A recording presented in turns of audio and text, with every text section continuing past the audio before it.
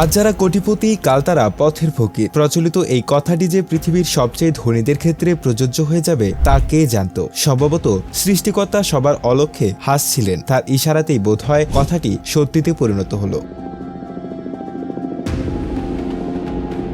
আমেরিকার লস অ্যাঞ্জেলেসের দাবানল জ্বালিয়ে দিয়েছে এসব বিলাসী ধনীদের সাজানো বাগান বাড়িঘর। এরই মধ্যে 12,000 বাড়িঘর ধ্বংসস্তূপে পরিণত হয়েছে। সবকিছু উলটপালট হয়ে যাওয়ায় কোথাও আশ্রয়ের স্থানটুকু খুঁজে পাচ্ছে না এই আমেরিকানরা।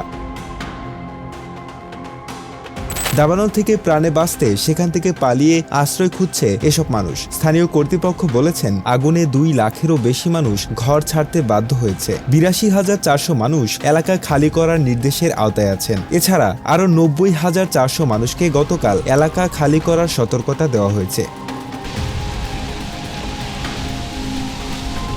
পশ্চিমে প্যালিসেডসের আগুনে 23,713 একর এলাকা পুড়ে ছাই হয়ে গেছে। অন্যদিকে ইটনের আগুনে 14,117 একর এলাকা পুড়েছে। ক্যালিফোর্নিয়ার ফায়ার সার্ভিসের তথ্য অনুযায়ী গতকাল লস অ্যাঞ্জেলেসের পূর্বে সান বার্নারদিনো কাউন্টিতে নতুন করে আগুন লেগেছে। ঘরবাড়ি হারা মানুষ বাড়ি ভাড়ার জন্য ছুটে বেড়াচ্ছেন শহরের এক প্রান্ত থেকে অন্য প্রান্তে। এই সুযোগে বাড়ি ভাড়া বেড়ে গেছে 20% পর্যন্ত। একটি ঘর এখন সোনার হরিণ। দাবানলের পরবর্তী চ্যালেঞ্জ বাস্তুহারা মানুষের বাসস্থান, যেটা এখন লস অ্যাঞ্জেলেসের অধরা। অনেকে বন্ধু বা আত্মীয় স্বজনের বাড়িতে আশ্রয় নিয়েছেন। প্রতিনিয়ত মানসিক অবসাদ এবং উত্তেজনার সাথে দিন কাটাচ্ছেন মানুষ। ঘুমাতে পর্যন্ত পারছে না। অনেকেই বাড়ি সংকট নিয়ে উদ্বিগ্ন, রিয়েল এস্টেট এজেন্টরাও। কারণ দাবানলের আগেই ঘরবাড়ির সংকট চলছিল, এখন তো অতিরিক্ত চাহিদা তুঙ্গে। ফোন কলের চাপে রিংটোন বন্ধ রাখতে বাধ্য হয়েছেন কর্মচারীরা। বেশিরভাগ কলই আসছে ঘরবাড়ি হারানো পরিবারের। সামনের সপ্তাহে কি হবে সেটি বুঝতে পারছে না কেউ।